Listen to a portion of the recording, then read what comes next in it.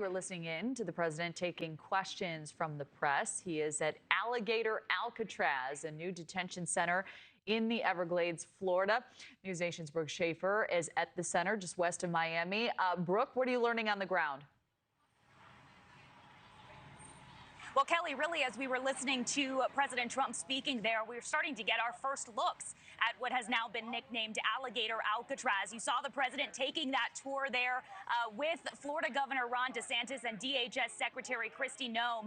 He was inside of one of those temporary tents set up here at this airspace deep in the heart of the Florida Everglades.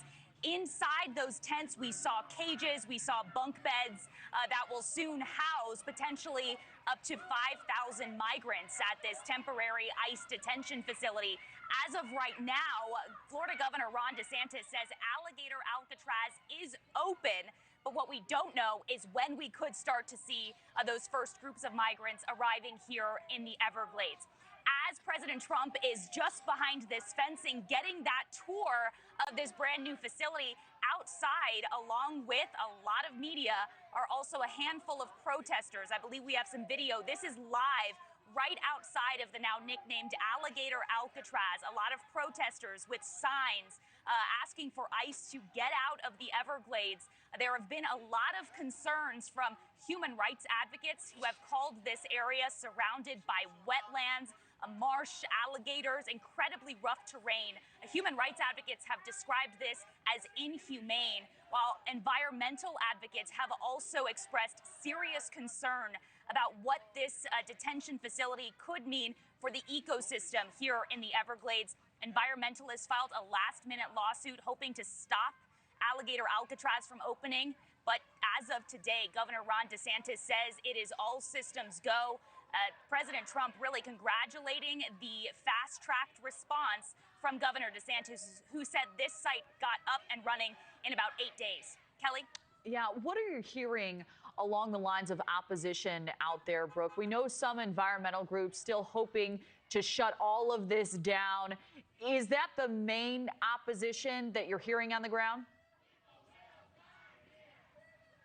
There is a lot of concern, really, for what this could mean for the ecosystem of the Everglades, Kelly. A lot of people are concerned that the construction trucks, the tents, really all of the activity that we've seen here has already started to damage or threaten the ecosystem.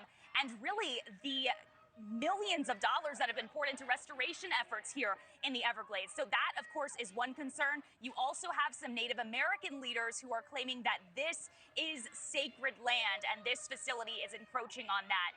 And then on the flip side as well, you also have some human rights advocates who are saying, hey, this area is just in the middle of rough terrain. They are really calling this a political show, saying that overall this is inhumane to house potentially thousands of people in temporary tents outside in this, rugged area. You've got a lot of humidity, a lot of heat, mosquitoes, of course, alligators and wetlands surrounding this. But keep in mind, Kelly, this is also the middle of Florida's hurricane season. So that, of course, a layer as well. As we see President Trump, it appears, sitting down for a roundtable now here at Alligator Alcatraz. Yes, and we will be taking his remarks. Brooke Shafer, a lot to break down. Thank you very much. Thank you for watching. Subscribe below and download our NewsNation app right now on your phone, and you will get fact-based, unbiased news for all Americans.